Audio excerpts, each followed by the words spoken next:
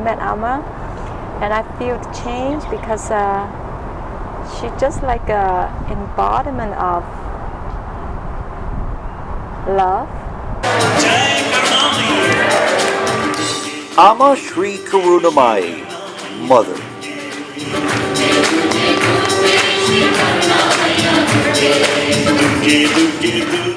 The Divine Mother who travels the world every year. And for this occasion, Guru Poornima, the festival dedicated to spiritual teachers, Amma is in Trenton, New Jersey.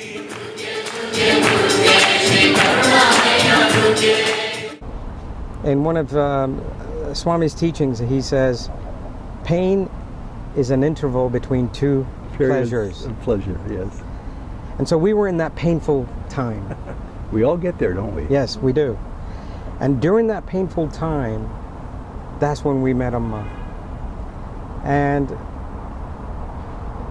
I wrote something a while back called She Had Me at Hello. And she did. Baba and Amma have been the guiding masters for everyone who have followed them, and for those people who also want to find someone that they can actually understand what the meaning of life is and what to do with us and our physical presence. Amma, thank you.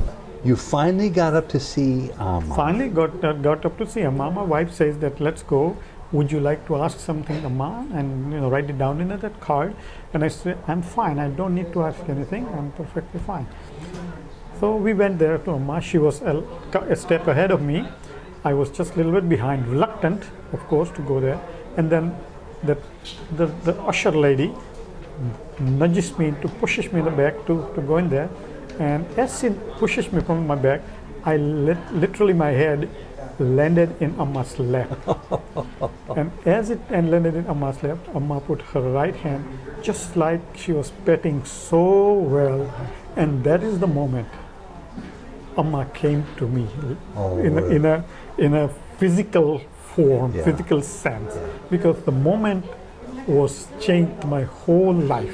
When she first came, I saw her the very first year she came in 1995. So you've been with her for a long time. Somebody from, yes, very long. Somebody from Philadelphia said, go and see her, and I went down. I went to see her at the church down in downtown Manhattan. She just picked me, I think, to be her disciple, because she kept on saying, come, I'll make you better. Don't worry about a thing. I had a picture of a sun on my necklace, and she said, you worship a sun god? And I said, no, I'm just trying to get some sun into my life. And she said, oh, I'll take care of that, and do this and do that. And here it is, 19 years later, I'm still with her. How beautiful. I want to go back to something you just said, just a handful of words. You said, she just picked me. Don't you think that's kind of what's going on in her whole orbit, in her whole sphere of friends and followers? I don't really know. I know that she treats everybody as a mother does equally. All of her children are the same. She may give them a different type of attention, but they're all exactly the same.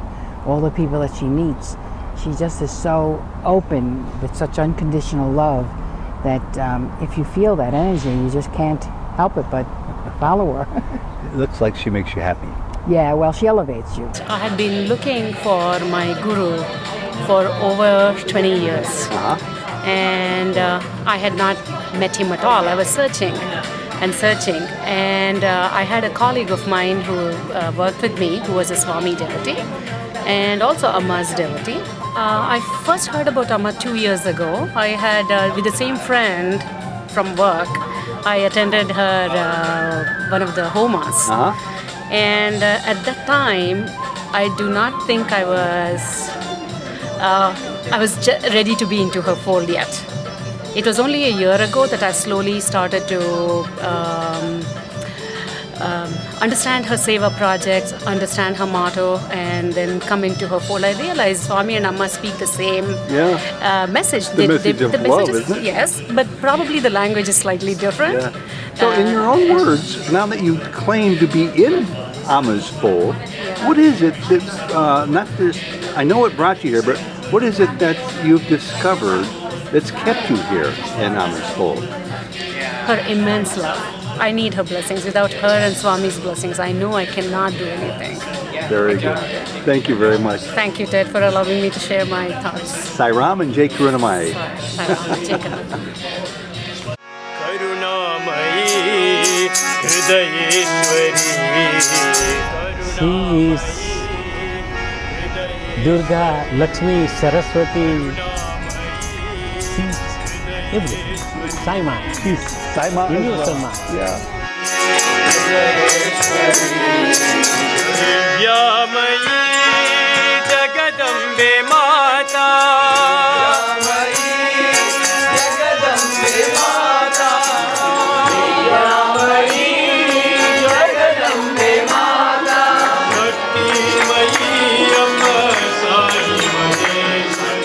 So who is Amma, and why does she make you giggle and smile so much? Because the way she talks makes me feel happy from the inside, and it just is so it just gives you that feeling, and it's just It is just so awesome. He is Karunamayi Amma, we love you all, and I have been raised by Amma when I was 13, 14 years. So this is the second generation Amma Yes. devotee in your Yes. family.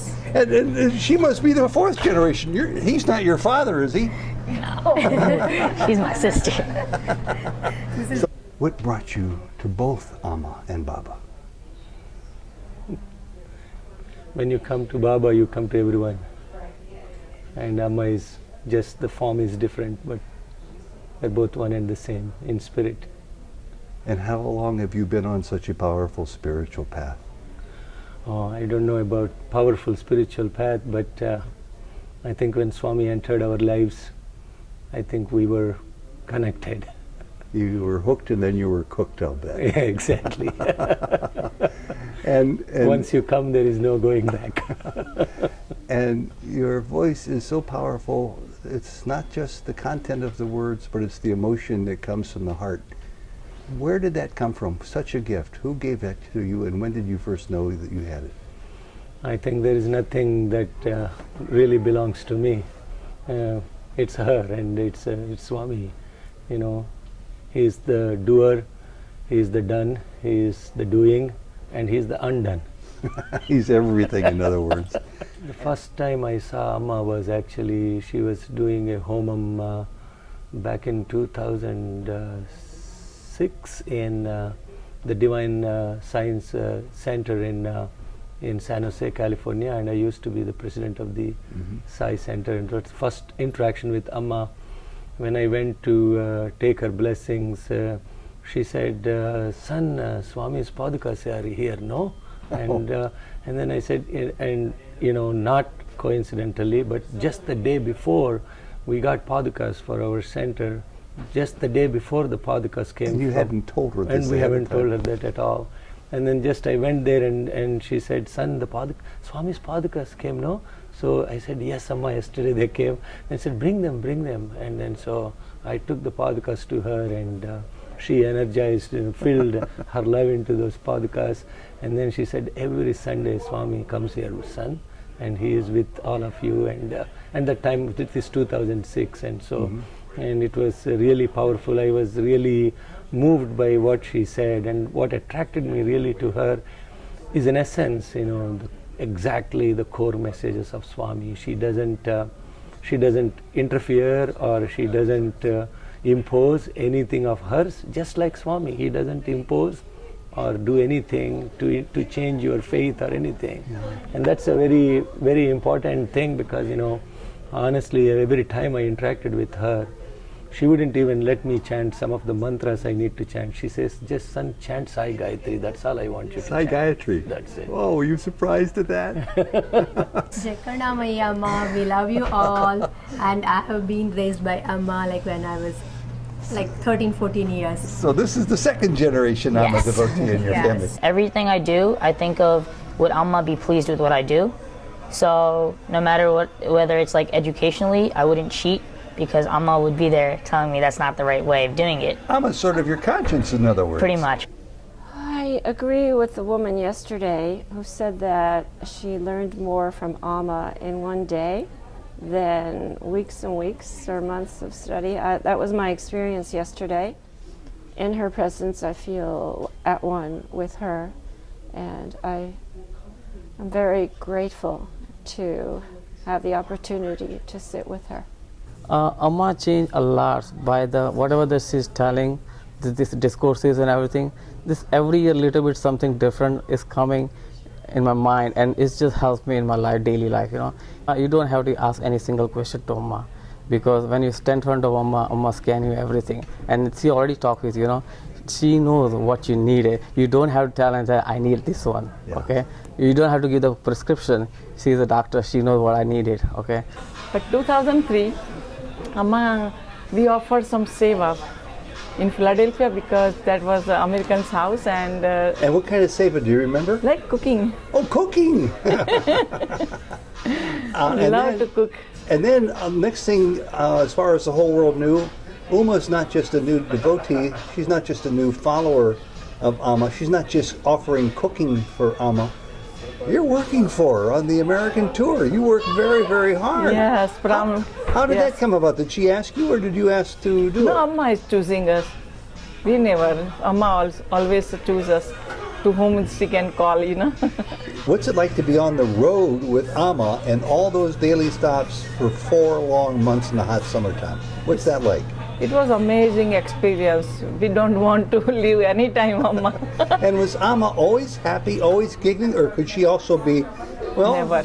We never saw like that, Amma. You never saw like that? Nothing ever? Amma is always compassionate and everything like that. How much do you love Amma? I have no words for that.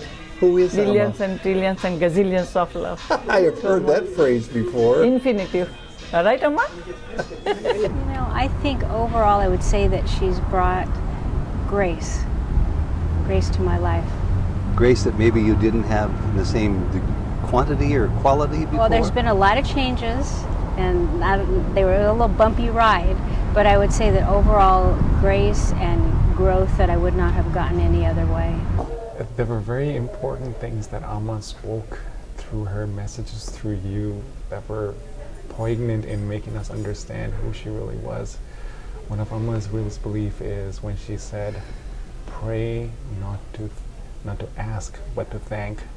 And the fact that she said that only when the receptors of the heart are open will people accept her. I was, as Amma put her hand on my head, I was out of this world. I did not even know where I was. You were out of this world. I was completely out of this world. Somewhere in there, I was in a bliss, if that's probably the right word. I was completely bliss, calm, and normally I am not the person who cry. So I did not cry, of course, but the tears never stopped rolling out of my eyes. Oh my goodness. And I still wonder, even today, it wonders, when it comes to Amma, the tears rolls out of my eyes. Oh, that's a beautiful story. So that's how Amma came to my life. That's great. After seeing her year after year in the Philadelphia area, I began to realize that she was a divine person, not just a guru, not just a enlightened yogi. And I did begin to feel her compassion and understand that she was an avatar. And as I began to understand the cherished gem that I had in front of me, I just wanted to be with her as much as I could. But we had a hard time once in a while, once time. So we pray Swami to help us, come and help us in any form. You prayed to Sai Baba? And he sent Amma in our life. But she have give us so much love. And now we can't live without her. We want to be with her all the time. She always says, and I feel that Satya Sai Baba is my father and Amma is my mother. She always says that. Yeah, when you have Amma as a mother and Baba as a father, there is nothing to worry about. We are always with you. That's what she said. Isn't that beautiful? And I want to tell you one experience. Yes. Some years back, about 2006 or something, she called us and says, come and stay with me for 12 days. And then on the last day, she said to her that she is going to show her Divya Swaroop. And when she said that, and when our turn came, and when I was looking at her, she was in a very small room, But what I saw was that she was 12 to 15 feet tall. Oh my goodness. 10 to 12 feet wide. And she was smiling at me, laughing at me, and blessing me with her 4 hands. Now see, she knows she's never shown that form to me, so she keeps me asking all these questions. Tell me more about this, because you're not the first person to tell me this. This was not a dream, this was not an illusion. No. This was real. Real. And then your eyes must have just bugged out of your head. No, I could not believe what was happening because I thought she will show me Satya Sai Baba's form. But 2 days later she called us for interview. And as we walked in the room, she said, Chota Bhai, did you see me? I was smiling at you, I was looking at you, I was blessing you with my 4 hands. So then I realized what I saw was true. 4 hands. 4 hands. Over the years, Souljourns has recorded several interviews with Amma Sri Karunamayi that can be found on youtube.com/Souljourns and vimeo.com/Souljourns. And the last time we were with her, she invited us to do these interviews with her babies, as she calls everyone.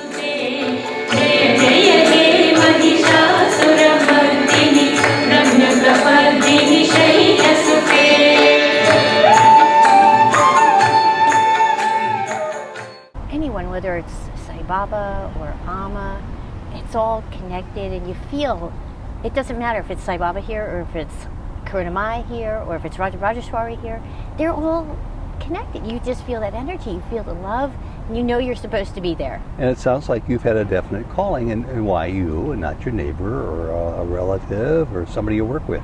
I don't know. I think it's always been, for me, a life search ever since I was a child, and with my upbringing. And then you have different ahas, you have different awakenings. You start meditating, you're a searcher, you say, what's it all about? How, then you hear enlightenment, oh, what's enlightenment? And one thing hinges on another. Yes, I mean, the challenges will always be there. The path of spirituality is referred to as the razor's edge. So I don't expect a bed of roses, and I don't expect her to just erase the past and make a clear and free future. I just think that having her, having her as a guide and as a guru is very enhancing and very restorative. It's been many years since I heard the phrase you just uttered. The path of spirituality is tantamount to being the razor's edge. It does have a cutting side to it, doesn't it? Absolutely. The adversity and the trials, and then the tests get harder. The higher you climb, the harder you fall. Why have you chosen to do that? Because of a deep sense of longing for reality and truth, a deep quest for truth. Well, when she first came, we transcribed her tapes, and we had to play some of them over and over again because we couldn't understand some of her English. So her English has gotten a lot better. Oh, it has? Yes, it has. And she had a Swami that translated. She would speak in Telugu. Now she doesn't have a Swami that's with her all the time, so she speaks in English mainly. Yeah. Which is what I said, if I ever have a guru, I want one that's living and one that speaks English. Oh, you got one. And I got both. I got more than both. I got the triple header. And has she ever invited you to come to her ashram in India? Yes, I was there once. And then when I got to the ashram, I was perfectly fine. Other people were sick, but I was not sick at all. Isn't that amazing? I had trouble meditating. Yeah. Because I'm not a large meditator. Yeah. I meditate, but not as long as But don't you think she knows that? And then yes. And I think there's a different, I think mine's more bhakti, bhakti yoga. And I think there's different paths. Yeah. She is the Divine Mother. To me, she has this energy that is beyond comprehension. There are a few people like that, and that do it all the time. I think that we all are divine. We all have the divine capabilities, and we all have done something to some other person that was special for them. But she does it to everyone. She's able to embrace thousands of people, where I might be able to change somebody's 1 or 2 people's lives. She's able to change thousands and hundreds of thousands. That's the difference. As a journalist, I look at this action and I see a new heightened interest in answering the question of who am I? Do you share in that? I definitely think there's more light now than we can ever experience in our lifetime. And I really see that this, as much as we want to focus on the negativity around the world, but to turn it around, if you look at the incredible things happened on this earth, I really relate it to September 28th, 1835. What happened on that day? Before my time. I'll let you take a guess on that. 1835, September 28th, is when the inflection point of human transformation and more light started building on this Kali Yuga. And that day is the birthday of Shirdi Sai Baba. That's the birthday of Shirdi Sai Baba. And Shirdi Sai and Bhagavan Sri Satya Sai yes. and Amma all talk about the arrival of the Golden Age. And I'm having a new understanding of the arrival of the Golden Age. It needn't be 1,000 years from now or a year from now. For many individuals who have been on this path, it's been here yes. for hundreds of years. Yes. And actually, if you now look at the history across the whole world on how many great souls have come on this earth since 1835 in every realm, in the context of political reformation, starting with Abraham Lincoln, Martin Luther King, Nelson Mandela, Mahatma Gandhi. Look at all these great souls that brought the human values aspect onto this world, and it is after that period of 1835. Wonderful. Something powerful definitely has happened, because a strong Sai Baba devotee, a longtime resident of California, probably have a good profession in Sacramento, and yet you bought a ticket, got on an airplane, and flew all the way to Trenton, New Jersey for this wonderful Guru Poornima celebration? Well, I think, who would love to, do you go to a Kalpavruksha and ask for a chocolate or what? When the Kalpavruksha, the wish-fulfilling tree is around us, you will do anything to come to that and take shade underneath that tree. And actually, I'm here because I've been with Amma for the past 3 weeks, every weekend, yeah. Really? Yeah, and so we were at the New York home, the Monroe area, and we were in Woodstock with Amma. And then the week after that, I was invited by the Satya Sai School in Canada for a special blessing ceremony of their school project.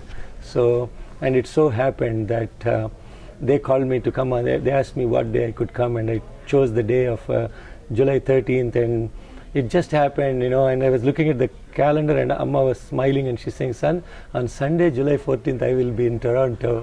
And I was like saying, how can that be a coincidence at all? So we were with Amma last weekend, and it was having that blessing ceremony of the Satya Sai School in Canada, and the next day Amma doing some incredible homam, and the last homam for this year on the Northern American continent.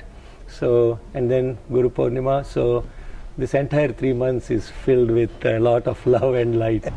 Asha? Yes. How does she impact your life when you're around her? Like in a crowd just now, I didn't get my plate. Yeah. She called out to me. She did. And said, "Asha, come get your food." It's lunchtime here for the big Guru Poornima retreat weekend for Shaktipat, and Amma's handing out meals to everybody. And she notices. That's her love. So that's probably her way of telling you, telescoping to you her love in a very unique way. Yeah. Who is she? Divine soul.